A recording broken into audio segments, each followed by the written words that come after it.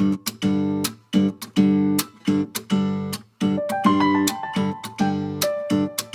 as I was looking over my fabric, I realized while it was still on the loom that I have a pretty significant float right here. Now this project is sort of built on floats, but none of them are more than like 3 threads long. So I can live with a 3 thread long float as part of the design.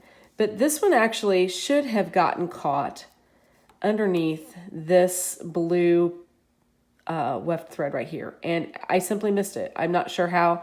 I have a little bit of a tension issue on the right side of my loom tonight. I'm not sure what that's from. It happens, and I've been keeping an eye on it. My loom jingles slightly because I have a few S-hooks back there trying to help things out, but obviously I've missed this. Now, a lot of people say, well, you can fix that when it comes off the loom after wet finishing, but I want this to wet finish as perfectly as possible because I'm sending it off. And also because I can see it now, so I feel like with the tension, I can also get to it a little easier. So what I've done is I've threaded just a rather large metal tapestry needle with a doubled thread of the 8-2 cotton in the orange and this is obviously a warp error. So there are a couple ways you could go about this. You could go about it as a warp fix. You could go about it as a weft fix. In this case, I feel a little more confident because I know where things are to do it as a warp fix. So what I'm going to do is I'm going to come down here like I'm well over an inch away from the point at which I have the mistake. And I'm just going to follow this warp thread as it stands. And basically I'm going under one and over, looks like 1, 2, 3 for this particular thread. So I'm basically fixing the warp by doubling up the warp in this context.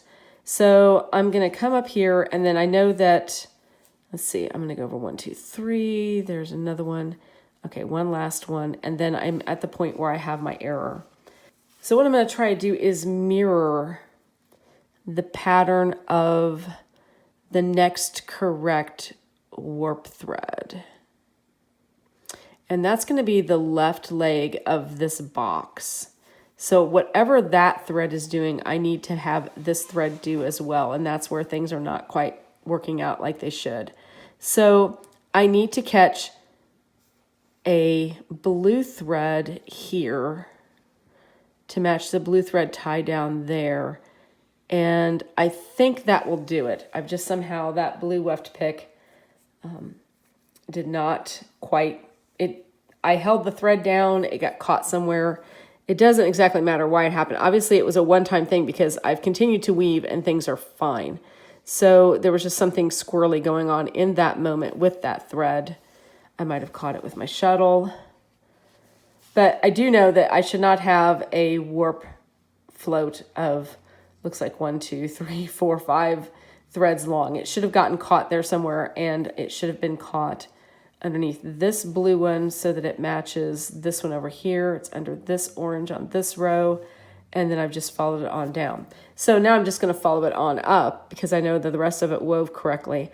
And then I'm going to wash it like this. So this whole correction, so to speak, to my warp is going to be something I'm just going to leave it like this. And it looks kind of messy right now. I realize that this is not an ideal scenario. This is not how you want your project necessarily to look on the loom. However, I'm also going to leave these tails hanging off on both ends. And in fact, I'm going to pull a little more tail out down here, a little more tail up. I'll leave a good tail up here. And then I'm going to wash this just like this with this error in the middle of it.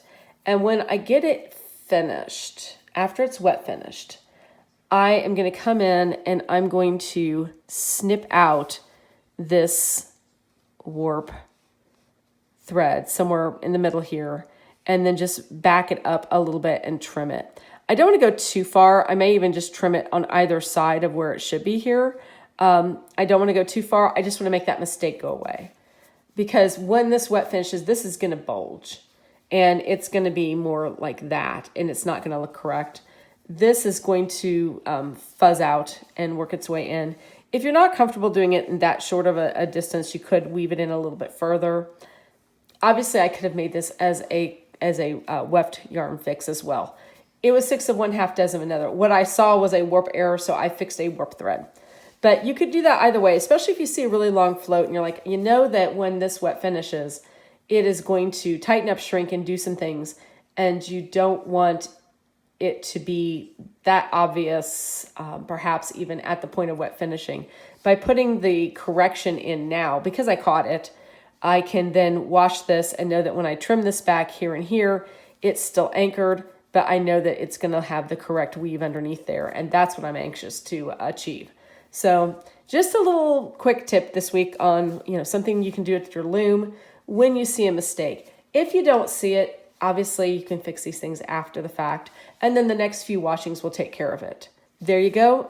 Warp, weft, wouldn't matter which way I did it, but just a quick way to do it on the loom. These tags are important though, so that you can find your mistake after you fixed it, because by adding this extra weft in here, this is not going to be quite as obvious.